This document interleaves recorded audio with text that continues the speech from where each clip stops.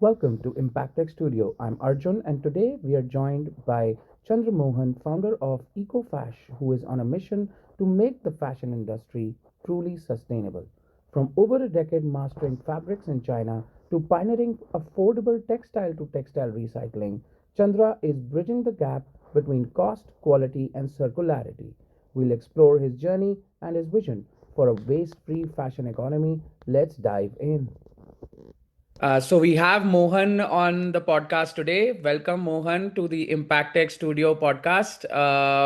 We are an impact investment slash impact news platform where we find startups who are doing meaningful innovations in everything from health to construction to nation building, right? And in that process, we found you as an amazing startup to take us to a journey of yours and give us some learnings from your side.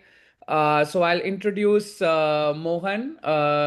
He is known in the industry as Mohan. His name is Chandra Mohan. Is the founder and chief sustainability officer of EcoFash Services Co Limited, a company dedicated to integrating sustainability into the fashion industry.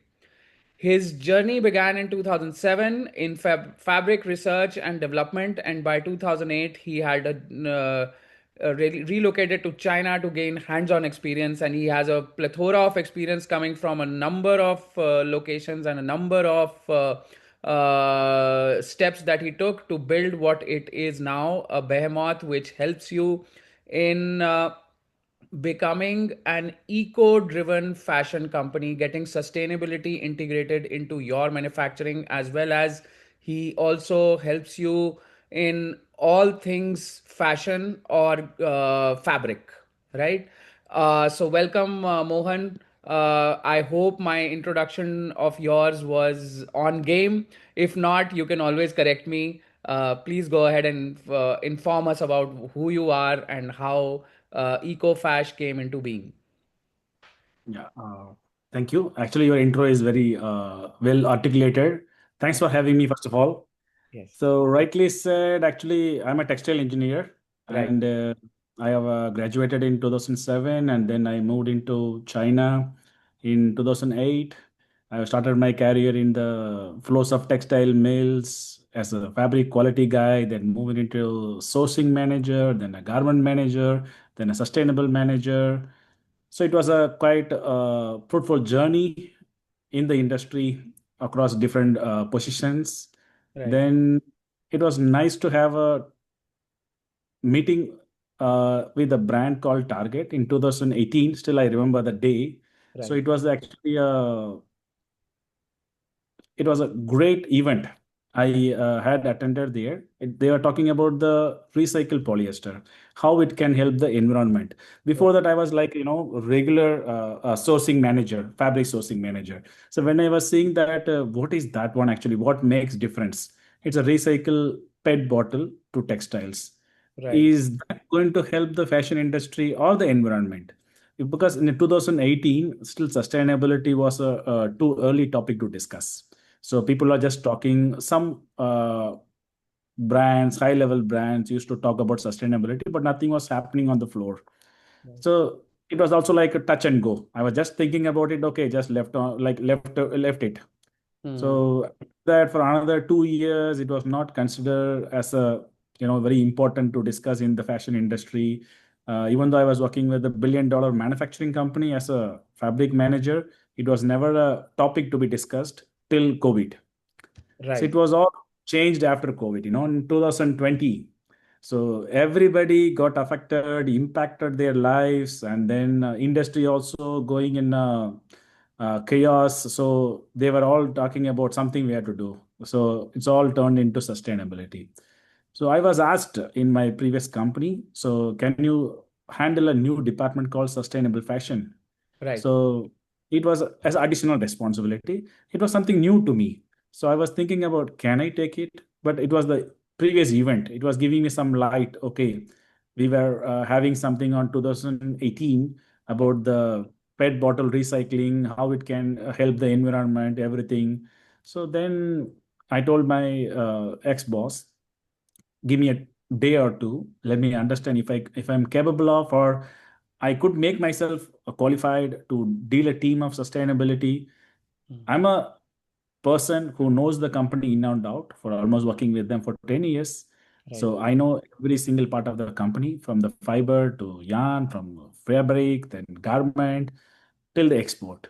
I know the customers, I know the suppliers, but can I take a sustainable division? So I took 1 or 2 days, then I went back to my ex-CEO. Then I was discussing with him, I want to take up. Then he asked me only one question: would you like to make yourself qualified also? I told Right. yes. Right. I'd be more happy to do that one. It was Right. also a COVID time, like a COVID time, we got a lot of time and energy to put it on the learnings. So I took some initial small courses, Coursera here, there. Right. Then I still found it's not enough to go on.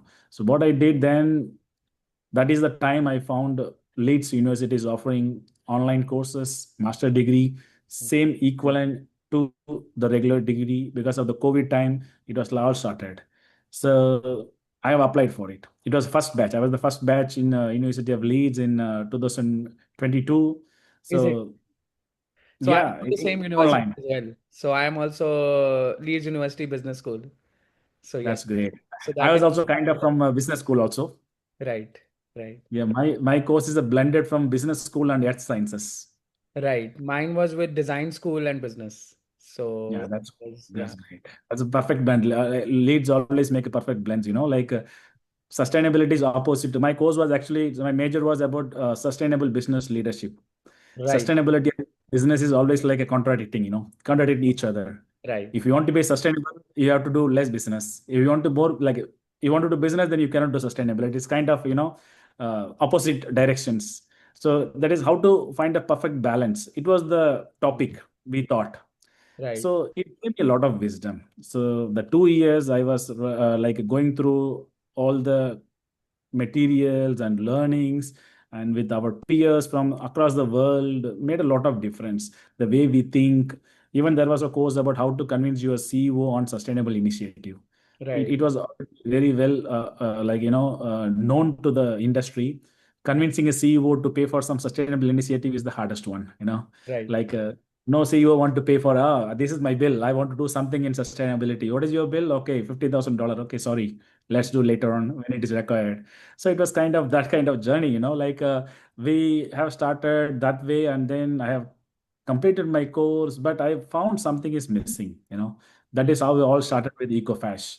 So I found a lot of initiatives happening in a larger scale, which is actually the sustainability is actually concentrating only on the brands. Mm. So it can call it as a life cycle analysis, digital product passports, traceability, everything. There are everywhere. The platforms are happening. Everybody's coming up, but they are all charging a massive amount, but only can be affordable with the brands or top level brands, I would say. Even it's not for the like small brands. Right. So what about MSMEs?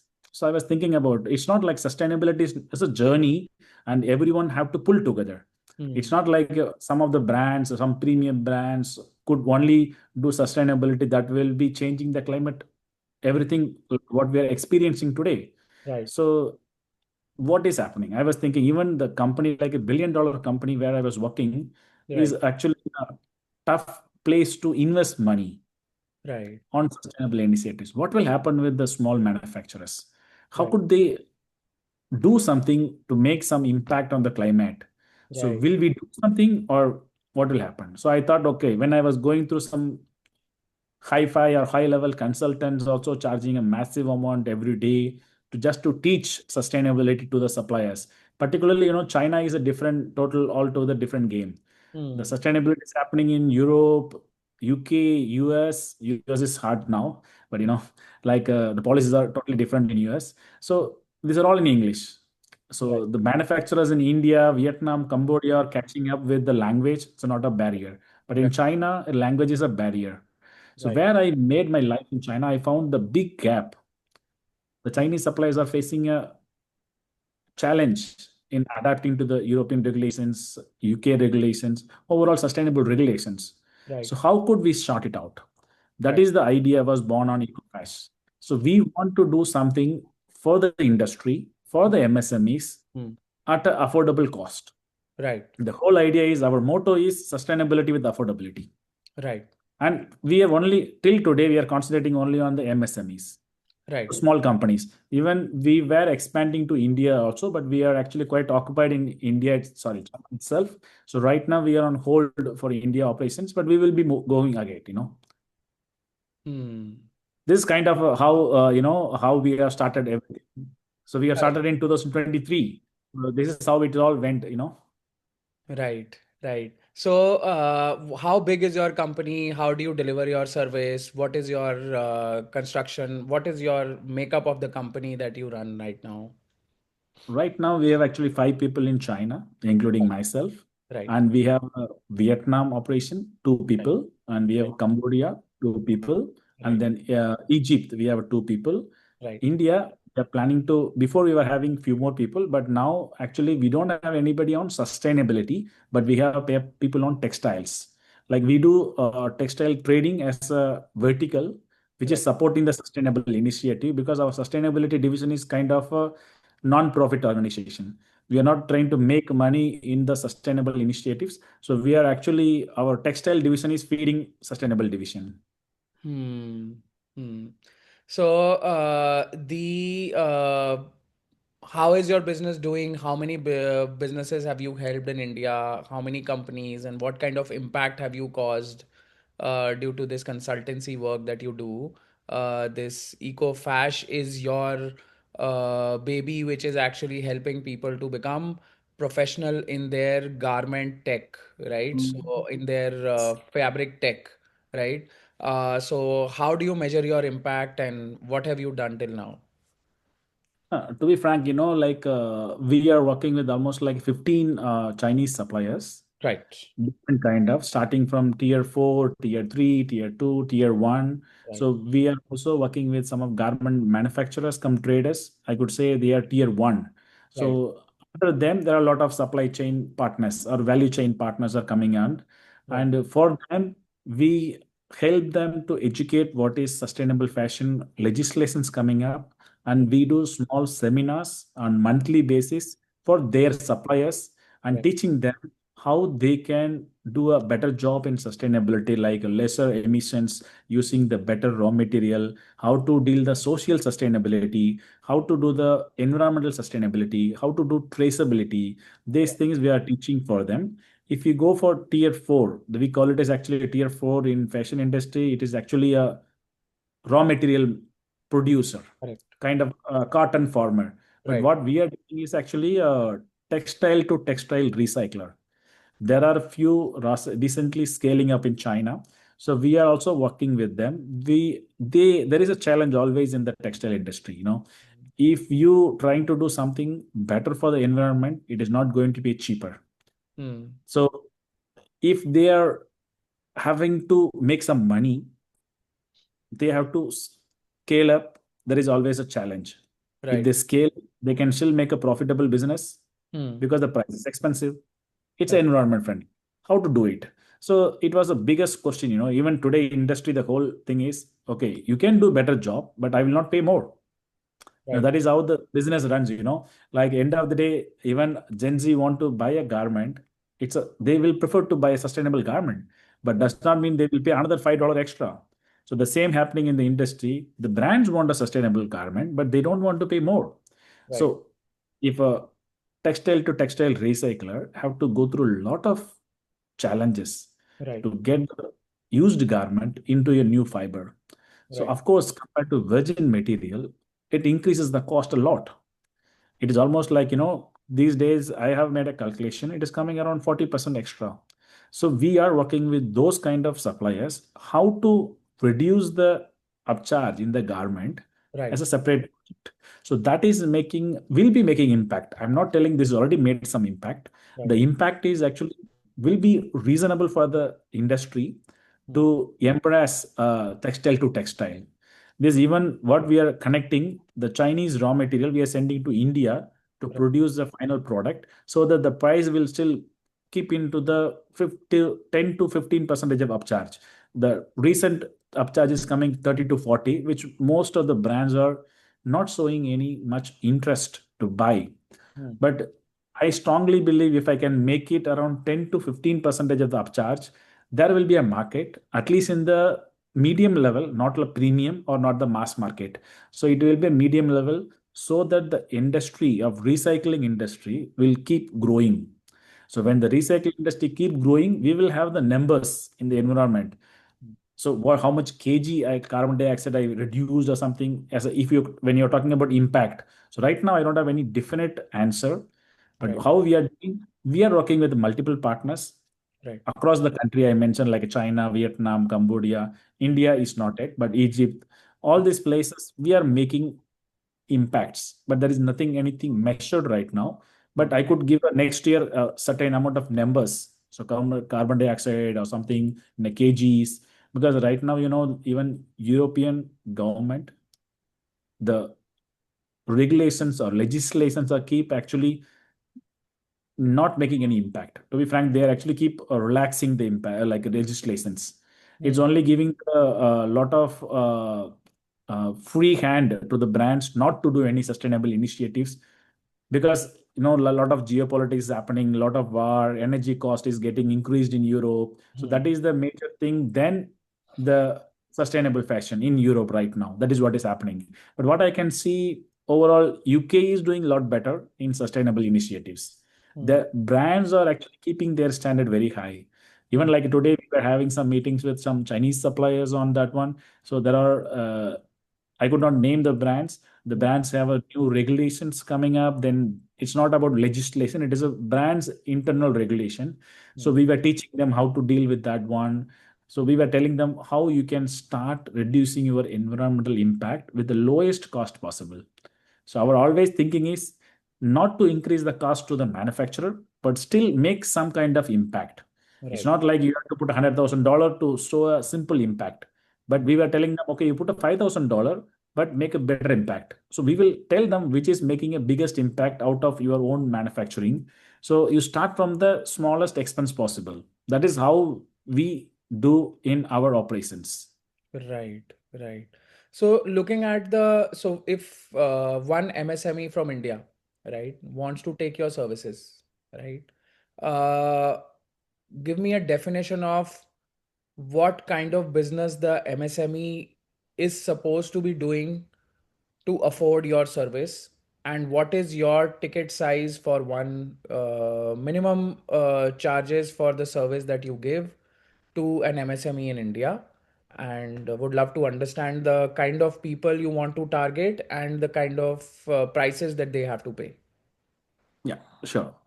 This is a nice question. Actually, right now we are not in India, but we were actually we prepared very well for that one. In India, we are actually already discussed with multiple MSMEs, Hmm. particularly in Tamil Nadu. So we are only giving services right now who are all exporting to UK or Europe, Okay. who are telling them they are I'm exporting to US. We said right now you no need. But if you are really interested, your management is interested to Hmm. do sustainable initiatives on your own, Hmm. we are always welcome you to join on your own. We Right. are actually starting with the advisory part. So we have actually two kind of services. One is our advisory, another one is outsourcing. Right. Advisory means like, if you want to, the small companies, like I can give an example. We were working with the two companies initially, but we have a short of people or right now we are not expanding in India. The business model was actually we were advisor for them. The company size was 50 crore export to Europe, and we Hmm. were charging them 30,000 rupees a month as Right. advisory services. So Right. what we did actually, we were analyzing the company, what is the capacity, what is the size, Hmm. what are all their buyers, where the buyers are based in, they Hmm. are in Europe or UK or Australia or like US. So which percentage of business will be going there, and how is the plan for the management to expand. Right. So based on that one, we make a strategy. Everything starts with strategy. So, Hmm. what is their short-term goals? What is their long-term goals? Hmm. What is the expense every month you have to spend? What is the expense every year you have to spend? So, Hmm. based on the factory we have analyzed, I can give a more detailed example, the factory was 200 machine factory. They were doing a ladies dress for a European market, and their business model is like 50 crore in export, 50 Right. crore Indian rupees in exports. So for them, if they want to hire a sustainable manager to guide them all this thing, in India, typically it will cost around 200,000 rupees a month. Yeah. A qualified sustainable manager will be costing around 200,000 very normally. Hmm. So we have a qualification, we have experience, we are offering them in a 30,000 rupees bracket. We are actually kind of a advisor for them. We spend 10 hours every month for them. For the 30,000 rupees, we are spending 10 hours. 10 hours means not including the amount we are putting on them on improving their whole company. On the discussion part, we always take a call with their sustainable team. They don't have a sustainable actually. So in India, they call the HR team. So who do the social compliance. So Right. we discuss with them, we work with them, what have you done? And then we also talk to the people who handle the boilers, who handle the ETP, like all these places. And we also have a meeting, regular meeting with the management and the business heads. So we understand how the things going on and we keep guide them. So normally how we do, we ask them every textile manufacturer to start with the HIG FEM. There is a measurement of environmental impacts, Right. which is the cheapest one, and you can do on yourself. You don't Right. need to rely on any third party. So when you do that one, you understand where are you. Right. In that one, there is no any pass or fail. It's just to give a score out of 100. So today you are at 20. So Hmm. you have to target at 30. So I'm openly telling my company secret, like this is not a company You're secret. This is a basically giving them benchmarks also what to achieve, and you're also measuring their current performance, and then you're looking at the gap and how to reduce that gap by giving a strategy to go to that gap, right? yes, and we make a short-term goals and we make a long-term goals. Long term This is goal. the first part is advisory. So, and even some customer come suddenly come. Okay, yes, today there was a call I got it in the Chinese supplier. As I told, like they want to do digital product passport. The Right. customer is from UK, so they told me I want to do digital product passport. They're telling this is a supplier's responsibility. This was a simple thing told to the supplier. The Hmm. supplier called me. How I can deal it? So I went there and what are you? Like they are a converter. Hmm. They buy yarn from somewhere, they give to some place to knitting or weaving, Right. then they give to another place for dyeing and printing, then Right. they do packing at their own facility, then Right. they export to the garment factory. They are one of the value chain partner. So I discuss with them, okay, so you need to have the traceability first. Then Right. you need to measure your environmental impacts. Right. What your like carbon level, what is your water level, what is your chemical usage, all these things. Then we also have to see the compliance, social compliance of your facilities. Right. So all this data only can put it in a QR code. So Hmm. this you can put anything you want, but is it a certified? There's another question will come. So how valid the data is? Right. You cannot just put anybody can create a QR code this day. So Right. what data you are putting and how valid it is? Is it validated by third party or something? So I asked them, what is the brand's requirement right now? Hmm. Because there is no any legislations putting on the how the DPP is supposed to be from UK. So I guide them, no need to rush so much. So Hmm. we find a certified yarn because Hmm. we have to keep the cost down. If you are going to the farmer level, you have to measure the impact. It is going to be a tough job. So I Right. told them, okay, there are some branded fibers who have already measured the carbon, measured the water impact, measured the chemical impact. So you don't have Buy to do from the licensing in the downstream of the value chain. You can get the license, the whole validation from top, from the upstream. Yeah, yeah, yeah. yeah, upstream also the certain level, till the level where you can get the certified material. So Correct. yarn you can get certified material, but you cannot do for weaving. I will go to Correct. the weaving, Obviously, which is whatever has the bigger weight in the whole process, we should have the certification to make it more valid while the deal is happening. yes, Correct. it will help you to reduce the cost. Correct. Like for the converter. So Hmm. his part is he have to measure the fiber yarn. It means now half is finished. Right. You buy from the branded material, which have it will be there will be a cost involved compared to the regular material to branded material. You might be paying a 5 to 6% extra. It's like Right. even India have Birla have a facility in China, so they are also producing the certified material. I suggest them to use a Birla, viscose. So you will have a data from Birla. Hmm. So the data is already there. So from there you start. That means your measurement cost also goes down. Correct. So from So in the what you are downstream pending, of the value chain, you're actually saving money. You start with Yes. higher price, So but by the time it reaches the market where you have to put it, at that moment you have saved some money because of that. yes. Then I told them, okay, fix one weaving unit or one knitting unit, one dyeing unit. Right. Let's measure the impact of them. Right. And let's negotiate with them. Measuring impact for them is not only for this particular order, it's for like a complete measurement of the facility. Right. So let's all share the cost. I told them I will give us the cheapest possible cost. I'll have some partners in measurement and certifications. So I Right. will give them. So we will do the discounts I will pass on to you. So let's do the best out of cheapest cost possible and plus still certified datas, Right. validated datas. Then we'll do that one. You do one style DPP, like digital product passport, give to the customer. This Correct. is what I have done for now. Mm. For if you want further, do let me know. We have to plan accordingly. It's not like every style I do, I have to do digital product passport. But whatever the style you need digital product passport, revalue the material, which material I have to use. So change the material. Go with the suppliers who are all, like already qualified for this one. Use the facility which can measure the data.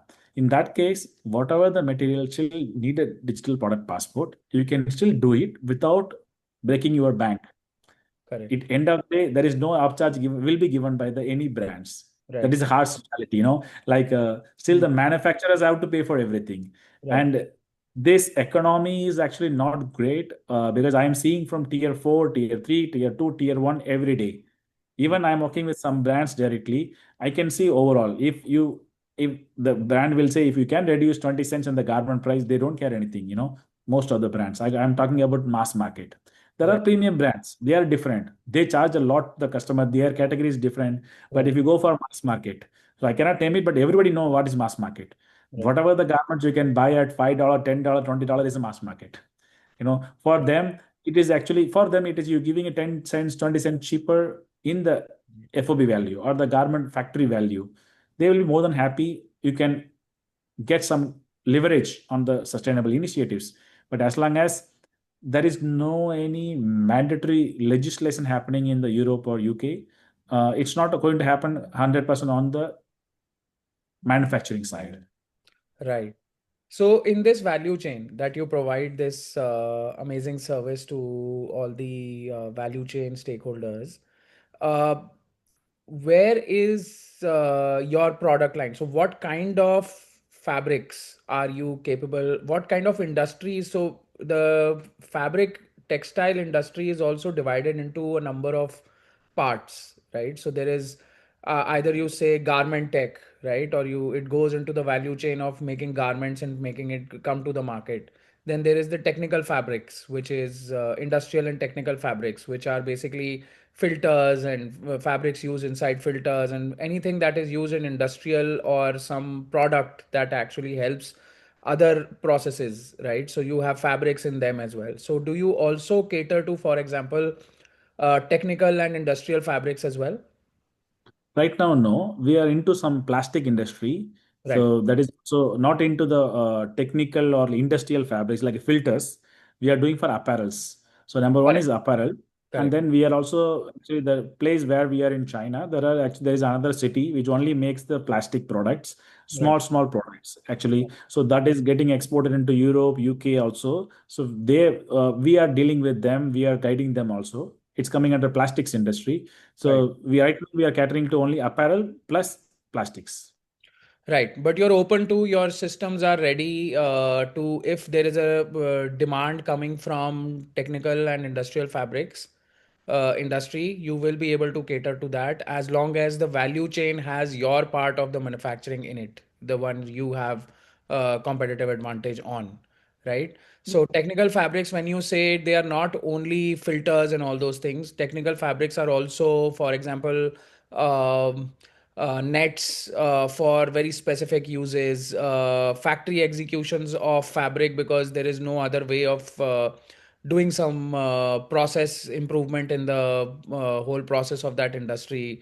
So why am I stressing on it? Because I have some contacts in that industry as well, where I could connect you with in India, who work with the technical fabrics. So if you are ever interested in that, there could be a conversation I could also get done. Apart from that, the major ask after that is, uh, see, you are doing this as a consultancy firm for all the manufacture value chain holders of technical fabrics for sustainability, going towards garment tech, right? For garments, right? Uh, in this whole value chain, what are the challenges that you have faced building this whole ecosystem? What all challenges did you face the day you started your own this movement of creating the whole thing? And there must be many ups and downs in the whole story. Some of the biggest challenges and some of the biggest achievements, the highlights and the low stuffs. Please tell me about them. Yeah, that's actually a nice question. Actually, it's kind of both impact in a personal and professional. Like when I was having a comfortable life as working with a billion-dollar company in a corporate culture, every month you get a salary, so you are comfortable with the family, like a 9 to 5 job. So when you are giving up everything to chase your dream, initially it was many people told me like, "Are you insane? Why have to you are comfortable and you are at 40s, you want to study?" It was not people also, you want to study at 40s, so why Right, you have to do that one? Because it was like I was in a management position on the company. right, So first of all, the big challenge was actually the flow, cash flow. right. When you're actually moving from a place where comfortable, then you're coming up, then you're starting something. And that was the initial step. Then once we started, and it convincing the people the importance of sustainability. Till today, I will say it is a challenge. Even till today. So Right, there are customers who was actually like a interested to do something on sustainability. We right. go and explain them. Actually, we were saving cost for them. But still they are saying, okay, when there is a legislation come or when my customer push for it, I Hmm, will try to do. So hmm. I don't mention myself as a consulting company. I always say myself as actually capacity builder. So I give the advice to them to build their capacity, sustainability into sustainability. I Hmm. don't charge like a consulting, like a premium, and then I'll like just keep my like ideas with me. I always share them. I'll empower them Right. You act like because an extended team. So you work as an yes, extended team to the same team that you have inside your organization. yes, rightly said. And well, that was like getting a deal done on sustainability till Right, today is a very challenging one because most of the people are reactive. They are not proactive, right. except very few. Like I could like there are few companies I work in India, but by sitting in China, I don't have a team over in India. Hmm. So those guys actually today we have actually issued one DPP already. So Right, we have actually it's a French order. So there is a new term called a French Eco Score launched October 1st. So we have successfully did one PO, all the data is input, and we even generated the QR code, which is right, actually valid for French Eco Score. So when we did that one, those companies are actually, I would say, proactive. right. The French legislation is still, it's not a mandatory. Hmm. It's a voluntary for 1 year. Hmm. But that company contact me, okay, I want to do this one, but I could not pay much. I said, okay, let's do it. Hmm. The legislation started on October 1st, today 15th. Hmm. Within 50 days, we pulled all the data from them. The shipped is one order which is shipped. Right, And we made it DPP possible within 15 days, but they had an infrastructure, right. the details are available, the teams are doing nice. Hmm. That is what I'm expecting from the industry to more people to become a proactive than the reactive. Most of the people think, okay, if somebody asks, I will do. Somebody push, I will do. If somebody put a legislation, the shipment will not go, then I will do. But Right, when that is thing happening, you don't have time to do it. So right. now you will not have the expertise. When somebody is asking without DPP put on a garment Hmm. label, Hmm. you cannot ship the garment. That time impossible for you to learn everything how to do and And lose the implement the time systems. and lose the competitiveness of your product, because obviously Even lose the order. time to learn that thing which was actually the mandatory thing for the whole process. So becoming a part of, making you a part of their process from the beginning itself, from the planning stage, is the way, is where you are asking that you want the industry to integrate you into the team. right? Yes, that is how we are coming with the fraction of. Actually, we call it as that service as a advisory or FCSO, fractional CSO. We are Right, only doing a fractional CSO service, advisory services. So right, we'll guide from the day one. So if you're working with the Europe Union or like UK, so you have to start with this one. Even in India now, I hope you are aware that in Kerala they have launched a ESG system to be mm, mandatory for the top level companies. And this is right, India. Kerala is the first province or state in India to right, adapt ESG principles. So this even in India, if they are not exporting, it is mm, mandatory for them. So how to do ESG? Like right, that is also. I have co-developed one platform for textiles. There mm, is an existing ESG platform. I mm, sit with them. I told them I want something reasonably priced for a textile industry because textile industry is not making a great amount of profit in the mm, world. mm, This is the least amount, lot of human resource involved, and the impact is huge for the environment. But mm, if you ask me to make the biggest investment, they will not do. So we have break the cost. I told them, okay, you do your software cost, you developed it, you do your hosting charges, add it, profit, make it cheapest, and I help you how to adapt the platform to textile industry. We did it. We are open, and hardly 6 months we could make not even a single sale. No textile company want to buy it. But it is the reason is even though price is cheaper, the thing is it's not required, because most of them are reactive. So mm, if now like same like Kerala, one day like Indian government also have a legislation BRSR is there for right, ESG. right, It's only for top 1,000 companies in SAB. So probably it will be keep expanding. So the companies, even like domestic companies, to start measuring first. Even the HIG, FEM, I always suggest for textile companies or right, even your ESG. First of all, you will know where you are. correct, And our aim is always work on the manufacturer, not to spend money much on the platforms. right, Even we are developing some platforms. We are mm, planning to visit, Sustainable Next. There is a conference happening on December 4 in Delhi. right, So we are planning to put a stall. We are trying to break something what is going on in the platform cost. So we are discussing with multiple partners who right, can offer the cheapest hosting prices, mm, and we are making them as a partners. We are not asking them, okay, I give you the money for your development. No, I mm, told we let be partner. Let's be partner. So you develop it. I give my idea. We only take it a hosting. Probably even we are talking about Zogo. We want to give it have a word with the Zogo on the hosting side so mm. that our price goes down, and we want to keep everything in India. And we give this platform to all the Indian MSMEs at a very affordable cost, like $100 a month, $200 a month.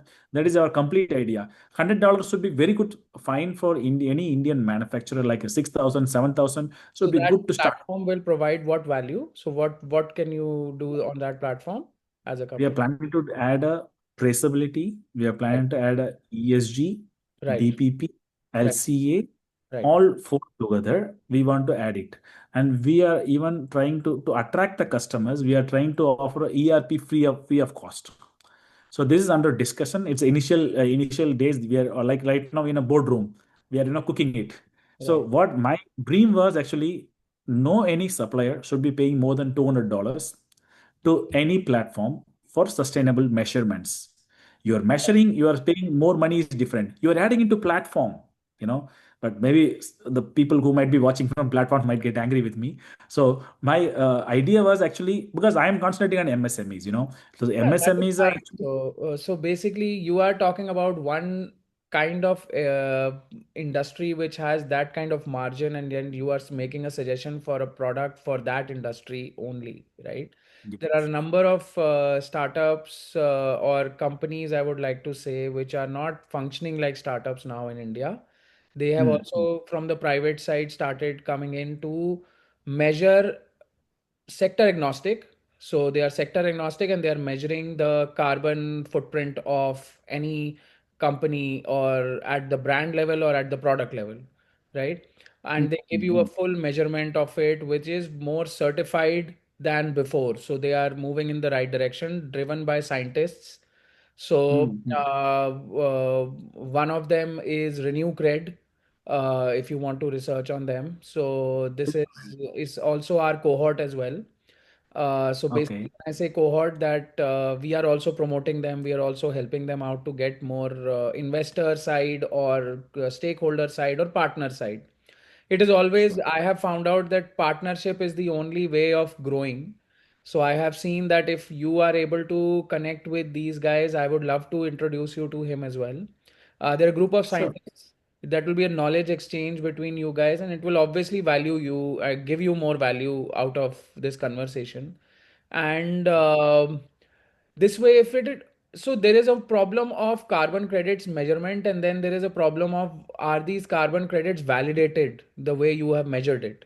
Right, so that Yes. validation of that carbon credit is what defines you. If you can take that validation and trade it in the market as well, carbon credit markets across the world.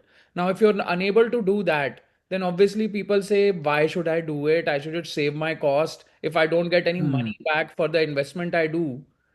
So this is where the some other startups like the Naban I named is also kind of making carbon credit markets get validated carbon credits from companies in India, right? Okay, Created by that's companies in India. So that is where I will also get you introduced to them as well. So that is one conversation. So glad to know you are also in the same ecosystem, and you're in the same ecosystem of sustainability, and you're enabling the textile industry to become more sustainable. yes. And this is where EcoFash stands. It enables MSMEs to become sustainable. They have a price point which is so easy to understand. Anyone who's looking to from the textile industry in the garment ecosystem, wanting to become sustainable, you should reach out to Mohan. Mohan is the guy to talk to. Either it is India, Europe, or China, or Southeast Asia. He might want to have a conversation with you. And pleasure to have you, Mohan. And it was a pleasureful conversation that I had with you. And yes, so any last words to tell how you want to give any advice, the last line of yours. So other startups like you who are looking at your audience as an audience to your podcast, what advice would you give them how to start? What was your call for starting your own business? Yeah, thanks for having me. It's a quite eventful or useful conversation for not only us, for the viewers. So, overall, what my idea is, it's not about making money in the textiles or sustainability. Sustainability is actually everyone's responsibility to Right, start with. right, And even like when I was attending the Bharat Tex last year, I met a lot of young entrepreneurs and fashion brands who want to create a complete sustainable fashion brand from zero to start from the scratch to everything. right, I suggest them I will be the go-to person. I told them even I will give first year free of cost. I'll right, be advisory. And today also I am reiterating. And if any startups who would like to do the sustainable only fashion, right, is not like regular fashion, sustainable only fashion. I'll be the advisor or FCSO, and for 1 year we will give free of cost, and we will guide them. We will build together with them. They have might be having some design idea, fashion idea, material idea, but we will be adding the value from the technical side, carbon measurement side, everything from top to bottom to build together with them. We've spent our time for them to get them developed, get them into the market from technical side, because I have, as I have a textile degree and then sustainable degree, from the legislation, from the everything we will get to take care of. And another point is like they no need to be from anywhere, like only in India. It can be Asia, anywhere in the world. We are happy to help them. right, I would also say maybe we are the only one Indian company based in China to offer these services, and mainly concentrating in China. right. And one last point is actually the carbon market also. We are also trying to do something on the validation of carbon measurements. Yes, We have applied for ISO 14064 and 67, which right, measures the carbon measurement and give a validation. right. So into the every point of Amazing. sustainable textile and where it costs money. We are trying to break it. It's measuring the carbon is actually one thing, and validating the carbon measurement is another thing. So we are trying to break that out. So we want to give a cheapest possible price on the validation of carbon. Right. We will be launching probably early 2026. We will have our own auditing company. The auditing company will measure the carbon measurements, validate the carbon measurements Right. at the cheapest price possible. Right. Amazing. Amazing, Mohan. Pleasure to have you on the podcast. It was a great pleasure to hear what sustainable ecosystem you can build through your consultancy services. Thank you, and would love to share your video on our platform and wait for our publishing. So, pleasure to have you. You have a good evening. Thank you. Thank you. Thank you. Thank you. Bye. Bye. That's a wrap on this episode of Impact Tech Studio podcasts. A huge thank you to Chandra Mohan for sharing his mission to balance profit and planet with EcoFash. His journey shows how deep industry expertise can drive systematic change from within. If you found this insightful, please subscribe, rate, and share the show to help spread these stories. Until next time, keep building a more sustainable future.